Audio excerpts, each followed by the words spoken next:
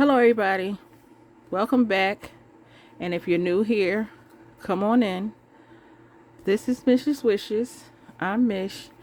And today I will be doing a debt confession. Bum, bum, bum. So, if that is something you want to see, I'm here. You're here. We're here together. Let's get into this. I didn't fit it, but I rock it like a baby in a coat. I put the water in the ocean in the city that I'm from. I like the room in the dark cause my blink is a torch. All right. So, yes, I thought I would start the year off by confessing my debt. I've had this channel since August of 2023 and I've never did a debt confession. And I feel like in order to keep myself honest, acknowledging the fact that I have debt, this is a way to just do that and get it out there. So, enough with the procrastination. Let's begin. This is also a way to get your information down so that you can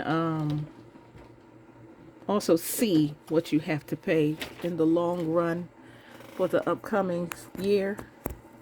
So it's not only what you actually have um, to look forward to for the upcoming year. So let's just pan ourselves down here to this nice, wonderful book and we will begin.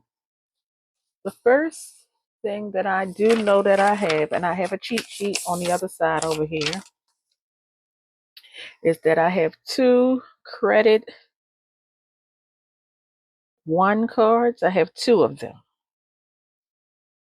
So I have credit 1A and I have credit 1B. Credit 1A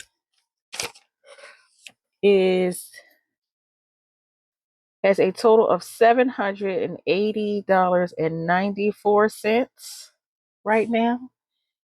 And let's pan in so you guys can see. And then I have a monthly payment on this one of $40. And this one has 29.24% interest. The next one is credit one card B. I have a total of $1,072.61. This is a $54 a month payment, and the interest is at 29.65%. Okay, that's the first two. Then I have an Amazon card, and yes, you heard me, Amazon card. This card has a total of $1,154.94. And the payment for this card is $42 a month. And the insurance is 29.99%. I mean, interest, the interest. Okay. I have a community Minity, a Minity Bank. Say that 5 times fast. Card. And on that card is $281.98. That's a $37 payment monthly. And it's at a 32.24% interest. That's, believe it or not, I think that this is the highest interest rate that I have. But I do have another card with this same interest rate. But this is the highest interest rate so far. Okay, and I have two Affirm loans. I have Affirm Loan A and Affirm Loan B.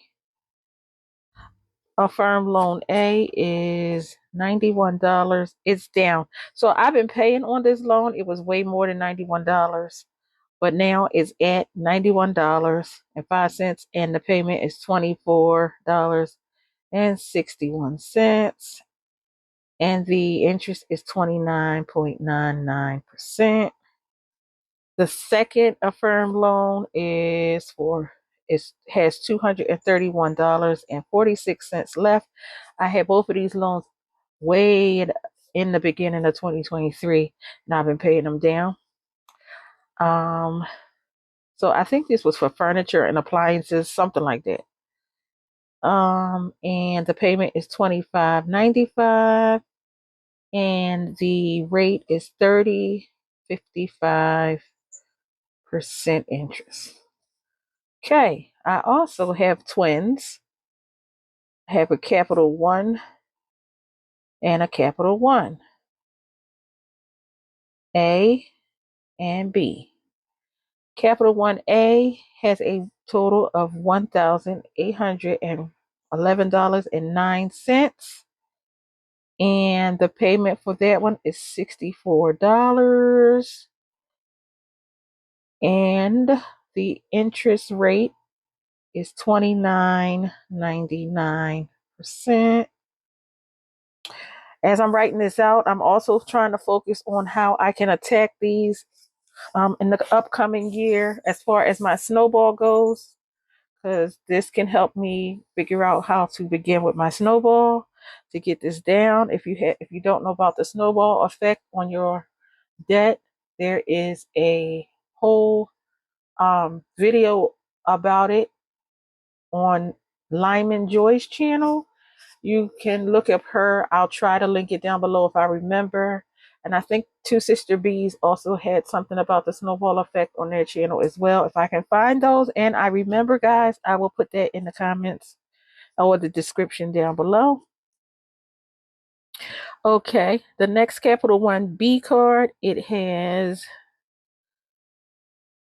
2,000. This is a high one. $2,835.81.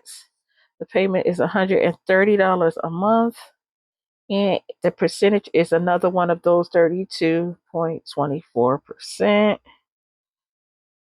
I have a Discover card, and the Discover card has a whopping $4,096.26. The payment is $117, and the interest is, I believe, the lowest interest I have. It's 28.24%. And then we have my daughter's college, which I don't take really, Shippensburg. I don't take a loan out for her. She does get FAFSA, but I do make partial payments on the full amount for the semester. And right now, it's $3,600, and that is a payment of $12,000 a month for the next 3 months. And I mean, I said 12,000. Oh, shoot, I ain't got that much. 1,200. Oh my God, if it was 12,000, I'd probably be dead. $1,200 for the next 3 months until April. Now, once April comes, that will be her last semester, and that will be my last payment. And what I'm thinking about attacking this is by saving for this, and I'll be saving $200 per pay, and I get paid bi-weekly. And I feel like if I do this by the end of the month, I will have the 1,200. I have some saved, but this is how I'm going to continue to save for her. I think it's an H at the end of that. That's bad that I don't know that. But anyway, this is how I'm going to save and pay for her. And then the last thing I'm going to put on here, and since I don't have a home loan, I'm going to put my car loan on here. And the car loan, I still owe $11,678, and I pay $273 a month. I'm not sure of the the interest rate on that one, but that is for the car loan. And I just put that on here as something that I will attack once I get these started and going to get the payments down. So, with that said, let's go back in and we're going to see which ones we will be attacking and how we will attack this. So, since this one is over in April, this will be the first thing that I attack. And then I am going to attack this Affirm loan. So I'm hoping by the time, because I'm still making the low payment, so I'm hoping by the time Shippensburg is paid off, I will probably have these two already paid off. But I'll just put them on here as the next things to attack. And then we have the Community Bank. That's a closing card. Have that one. We'll go number 4 as attacking that.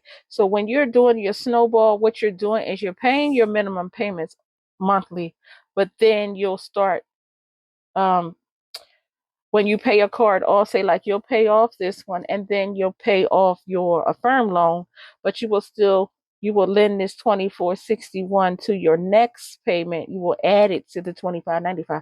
That way you'll pay off this 235. This 231 quicker, if that makes sense. But that is the snowball effect. So what it does is the payments, you don't stop making the minimums, you just make it towards the next one to reduce the size of the next one. Okay, so 4. So that way, when I'm done with the Affirm loan, whatever I was paying between these two, I can now attack the Community Bank with these two payments that I was paying for the Affirm loans. I will still pay them, but I will put it towards this debt. Knock that out. Then we will move up to, and I'm going by the lowest to the highest amount. So 5 will be the credit, that one, the credit 1A. And then we'll move to the credit 1B. And then we move to Amazon. And you do know that while you're doing this snowball effect, you should not be using these credit cards anymore. I haven't used any of these credit cards in a while. I will say that I did have to use them in the beginning for the school payments. But now that I saved up enough money, I can start to just take from my pay weekly to save up for the payment. So I don't have to do that any longer. I believe that's how the Discover card got this high. But that's neither here nor there. So after the Amazon, we'll move on down to the Capital 1A and then the Capital 1B and then the Discover card. And by the time we get to the Discover card, we're making like such a huge payment that we're carrying over from the other cards that this one get paid off really fast because you're going to take these payments and you'll be adding them to the Discover card. So it's like knocking this out. You don't have to worry about these. You don't even have to pay all of those towards this, but you can chip this down quicker because you don't have to no longer have to make these payments unless you're going to apply them to the Discover. And that's how that is. And then last but not least, I will attack my car loan and I'll have my car paid off. And I'm hoping to have this paid off by 2025. And I'm saying 2025 because I know that I'm trying to knock down some of this debt in 2024. And I don't think I'm going to get it all done.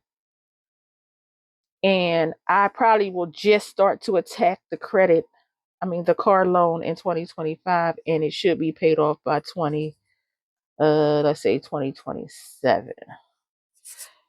So that is that. Everything else will be paid off, and I'm hoping to be debt free by 2027. So let's just hope for the best.